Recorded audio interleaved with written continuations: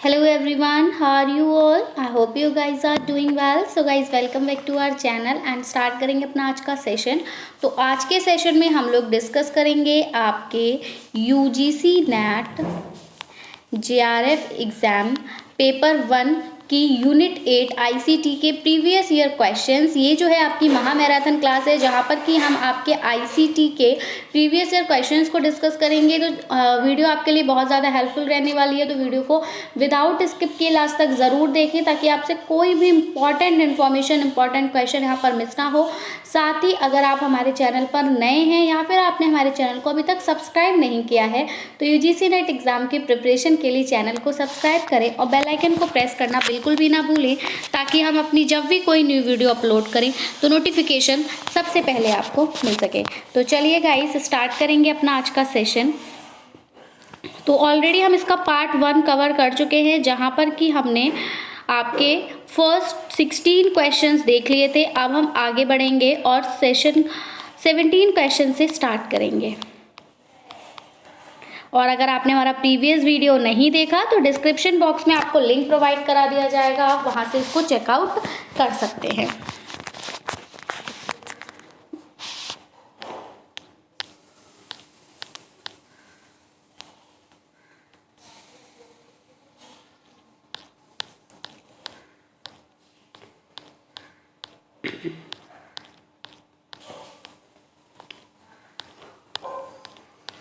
Okay, question number 17।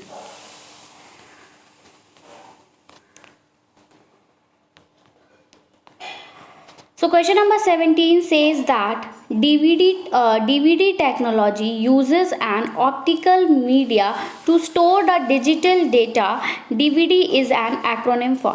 यहाँ पर आपसे देखिए, यहाँ पर आपसे पूछा जा रहा है फुल फॉर्म ही। पहले वाले क्वेश्चन में फुल फॉर्म पूछी गई थी बट यहाँ पर आपको उसकी डेफिनेशन भी प्रोवाइड कर दी जाती है। तो आपको किसी क्वेश्चन में इसकी डेफिनेशन भी पूछी जा सकती है, इसीलिए यहाँ पर क्वेश्चन में डेफिनेशन प्रोवाइड की गई है।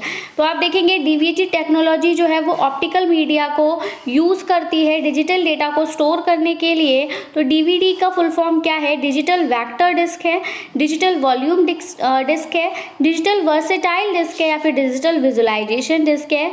तो यहाँ पर जो करेक्ट आंसर है that goes with option number 3 that is digital versatile disc. DVD तकनीक डिजिटल डेटा को संग्रहित करने के लिए ऑप्टिकल मीडिया का उपयोग करती है। तो डीवीडी का संक्षिप्त नाम क्या है? डिजिटल वेक्टर डिस्क है, डिजिटल वॉल्यूम डिस्क है, डिजिटल वर्सेटाइल डिस्क है या फिर डिजिटल विजुअलाइजेशन डिस्क है। सो यहाँ पर जो आपका करेक्ट आंसर जाएगा that goes with option number 3 that is digital versatile disc.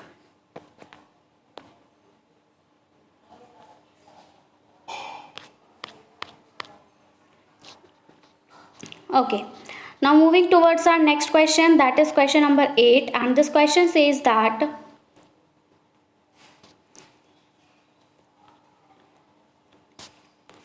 what is the name for a web page address? जो वेब पेज एड्रेस होता है उसका नाम क्या होता है? वेब पेज एड्रेस का नाम डोमेन होता है, डायरेक्टरी होता है, प्रोटोकॉल होता है या फिर URL होता है। तो अगर मैं बात करूं वेब पेज एड्रेस की तो उसका नाम आपका होता है URL।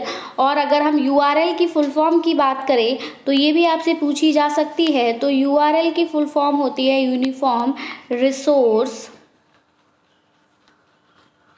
लोकेटर। क्या होती है? Uniform resource locator is the full form for URL। Clear?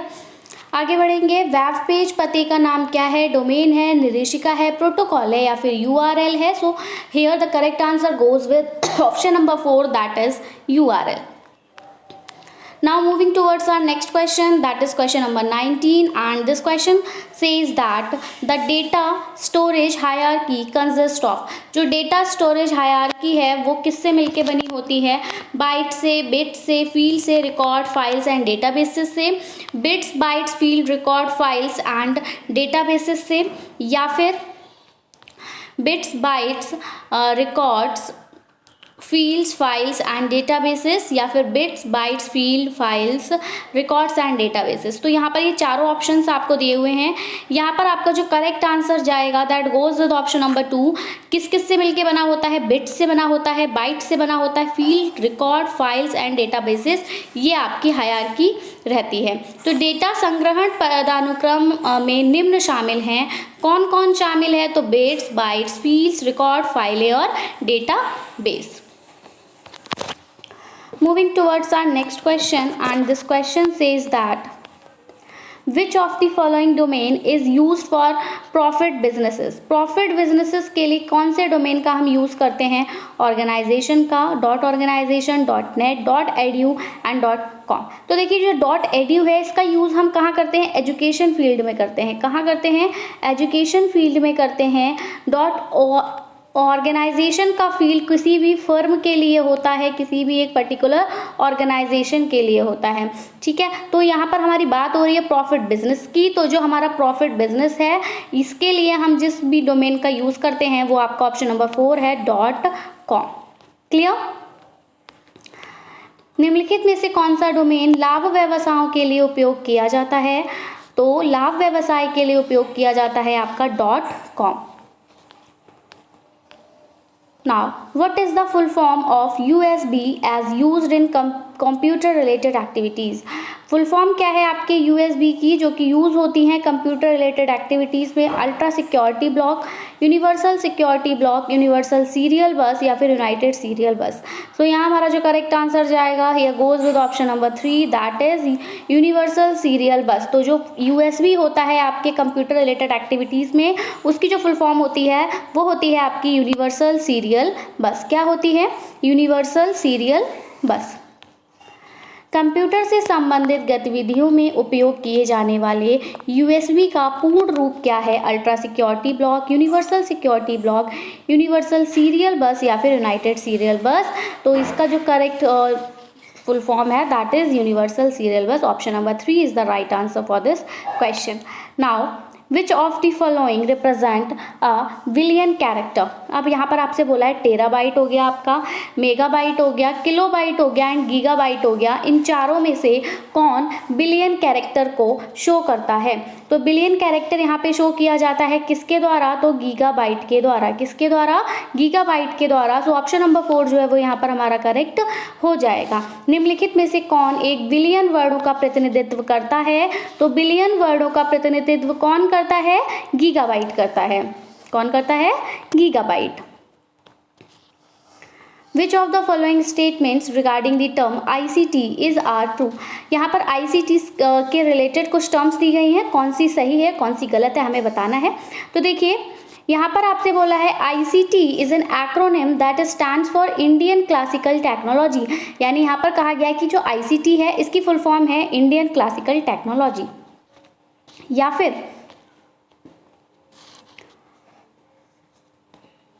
फिर converging technologies that exemplify ICT include the merging of audio-visual, telephone and computer networks through a common cabling system।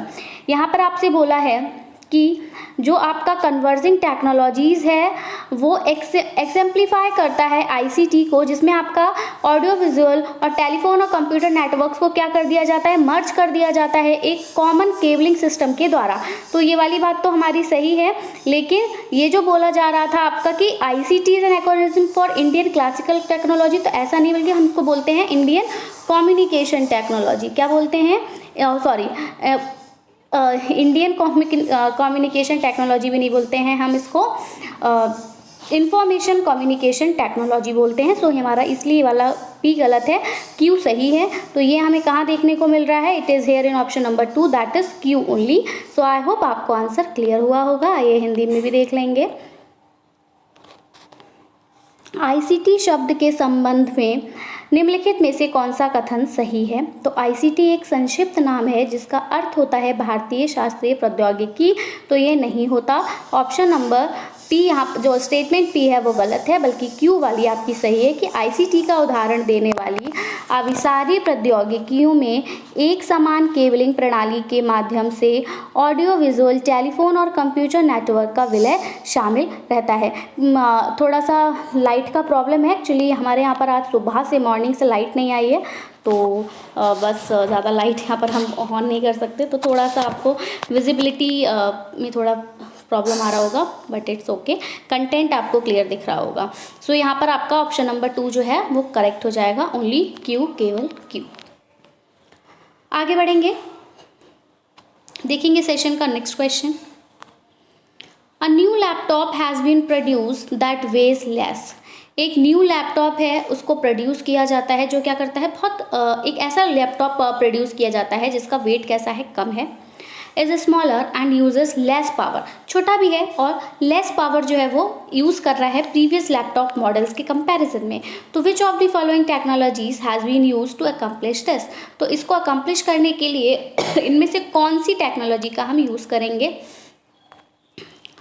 Universal serial बस mouse का करेंगे, faster random access memory का करेंगे, blue रे drive का करेंगे, या फिर सॉलिड स्टेट हार्ड ड्राइव का करेंगे।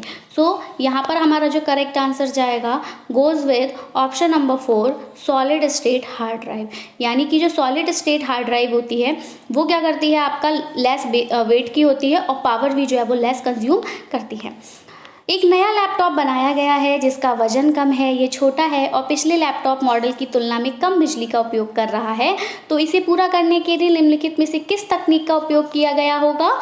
तो किसका उपयोग किया गया होगा, आपके सॉलिड स्टेट हार्ड ड्राइव का। Option number 4 is the correct answer for this question.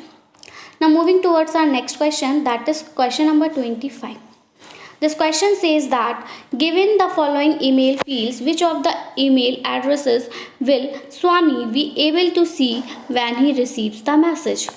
तो यहाँ पर आपको देखिए ईमेल एड्रेस दिया है 222cc ram@test.com, raj@test.com या rabi@test.com, swami@test.com और rama@test.com। यहाँ पर आपसे यही पूछा है कि यहाँ पर जो ईमेल फील्ड्स हैं तो कौन सा ईमेल एड्रेस जो होगा वो स्वामी के लिए, मतलब स्वामी भी able to see when he receives the message. Swami जो है वो देखेगा, वो देख पाएगा जब वो मैसेज रिसीव करेगा। तो ram@test.com देखेगा या फिर ram@test.com, raj@test.com या rabi@test.com। तो जब स्वामी मैसेज रिसीव करेगा तो स्वामी क्या देखेगा, ram@test.com, raj@test.com देख सकता है, फिर rabi@test.com देख सकता है। सो ऑप्शन नंबर 2 यहाँ पर हमारा करेक्ट हो जाएगा। निम्नलिखित ईमेल फील्ड्स दिए गए हैं, जब स्वामी को संदेश प्राप्त होगा तो वह कौन सा ईमेल पता देख पाएगा। तो वो यहाँ इनमें से कौन सा ईमेल पता देखेगा, तो वो या तो राम वाला भी देख सकता है, राज वाला भी देख सकता है और रवि वाला भी देख सकता है, जो भी उसको मेल करेगा, क्योंकि हमें ऐसा नहीं बताया गया है कि मेल किसने किया है।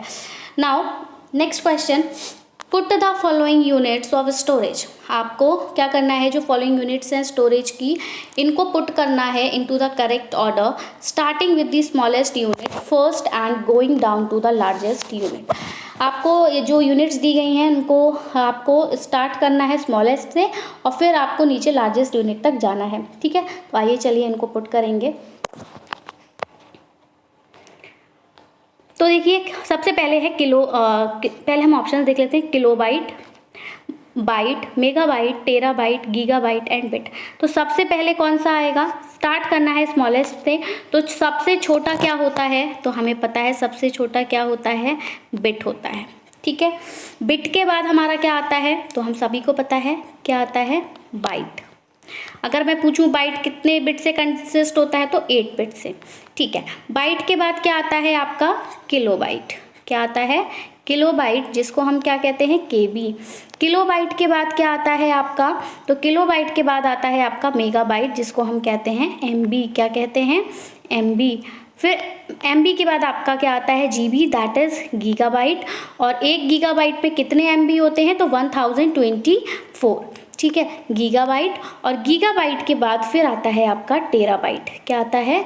टेराबाइट। तो यहाँ पर आप देखेंगे कि आपका क्या बन रहा है सीक्वेंस। तो सबसे पहले बिट आया था यानी F बन रहा है, फिर बिट के बाद बाइट आया था यानी B बन रहा है, फिर किलोबाइट आया था यानी A, फिर मेगाबाइट C, फिर गीगाबाइट E एंड फिर टेराबाइट D। तो FBACED, FBACED। और ये कहाँ है? तो FBACED,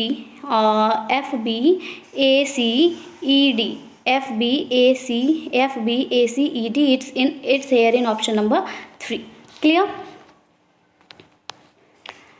भंडारण की निम्नलिखित इकाइयों को सही क्रम में रखें। तो आपको भंडारण की निम्नलिखित इकाइयों को सही क्रम में रखना है। छोटी इकाई से शुरू करना है और फिर आगे बड़ी इकाई तक पहुंचना है। तो छोटी इकाई सबसे क्या थी? बिट थी। ठीक है, पहले बिट आएगी, फिर आपकी बाइट आएगी, फिर आपकी किलोबाइट आएगी, फिर आपकी मेगाबाइट आएगी, फिर आपकी गीगाबाइट आएगी और एट लास्ट आपकी टेराबाइट आएगी। Clear? So it's here in option number 3. So option number 3 is the correct answer for this question. आगे बढ़ेंगे 27 क्वेश्चन के लिए। तो with regard to computer memory, अगर हम बात करें कंप्यूटर मेमोरी के लिए, तो which of the following statement is true. ठीक है, कंप्यूटर मेमोरी के रिगार्डिंग इनमें से कौन सी इंफॉर्मेशन हमारी सही होगी? पहली है read only memory is a volatile memory. जो रीड ओनली मेमोरी है वो हमारी वॉलेटाइल मेमोरी होती है। आपको पता है कि आपकी 2 टाइप्स की मेमोरीज होती हैं, एक तो आपकी नॉन वॉलेटाइल होती है, ठीक है, और दूसरी आपकी वॉलेटाइल होती है। तो यहाँ पर आपसे वही कहा गया है कि जो आपकी रीड ओनली मेमोरी है वो कैसी है? वो वॉलेटाइल है। दूसरा आपसे बोला है कि रैंडम एक्सेस मेमोरी जो रैम है वो भी वॉलेटाइल है, और जो आपकी सेकेंडरी मेमोरी होती है वो भी वॉलेटाइल मेमोरी है। तो देखिए, अगर हम बात करें तो आपकी जो रीड ओनली मेमोरी रोम है ये आपकी वॉलेटाइल नहीं होती, बल्कि कैसी होती है? नॉन वॉलेटाइल होती है। ठीक है, तो ये गलत हो जाएगा। रैंडम एक्सेस मेमोरी, हाँ, ये वॉलेटाइल मेमोरी होती है, बात ठीक है। और सेकेंडरी मेमोरी भी आपकी वॉलेटाइल नहीं होती। तो तीनों स्टेटमेंट में से P और R हमारे गलत हो गए और सिर्फ हमारा Q सही है। तो हमारा करेक्ट आंसर हो जाएगा random access memory, RAM is a volatile memory and it's here in option number 2, that is Q only. I hope आपको आंसर क्लियर हुआ होगा। हिंदी में देख लेते हैं। कंप्यूटर मेमोरी के संबंध में निम्नलिखित में से कौन सा कथन सत्य है? रीड ओनली मेमोरी रोम अस्थिर मेमोरी है, तो ये अस्थिर मेमोरी नहीं है बल्कि एक अस्थिर मेमोरी है। रैंडम एक्सेस मेमोरी रैम एक अस्थिर मेमोरी है, बिल्कुल रैंडम एक्सेस मेमोरी रैम जो है वो अस्थिर मेमोरी है, जबकि सेकेंडरी मेमोरी अस्थिर मेमोरी नहीं है। क्लियर? So option number 2 केवल Q। The correct answer here is option number 2। आगे बढ़ेंगे।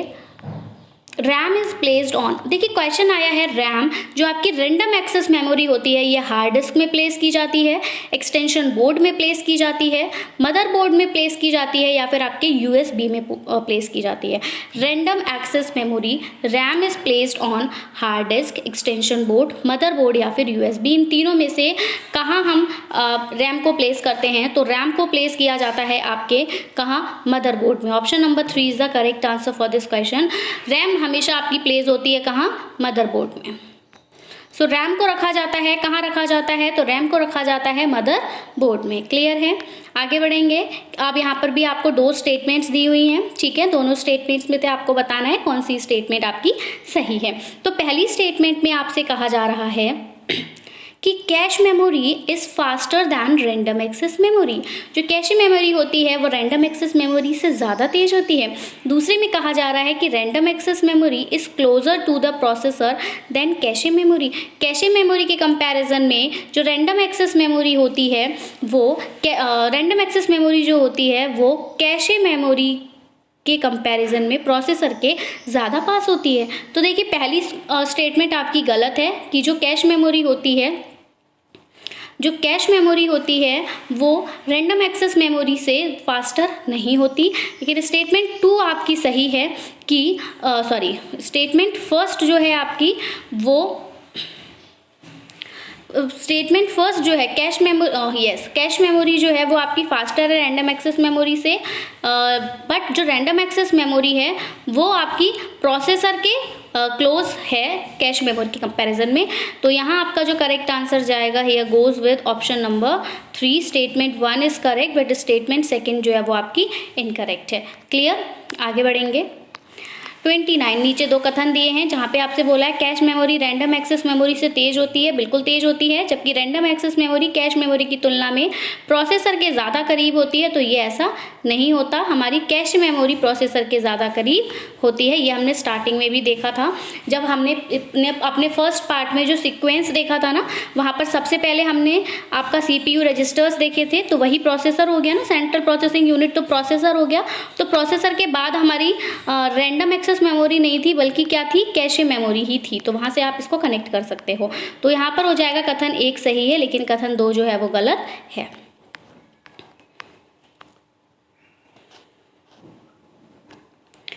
Now which one of the following is not a web browser. आप यहाँ पर देखेंगे फायरफॉक्स, फेसबुक, क्रोम और सफारी, ये 4 ऑप्शन दिए हैं। आपसे पूछा है वेब ब्राउजर कौन सा नहीं, जहाँ तो वेब ब्राउजर की अगर मैं बात करूँ तो हम सभी को पता है फायरफॉक्स एक वेब ब्राउजर है, क्रोम तो ऑलरेडी हाँ पता है ये वेब ब्राउज़र है, सफारी भी आपका वेब ब्राउज़र है। अगर हम यहाँ पर बात करें तो ये जो फेसबुक है ये आपका सोशल मीडिया प्लेटफॉर्म है, ये वेब ब्राउज़र नहीं है।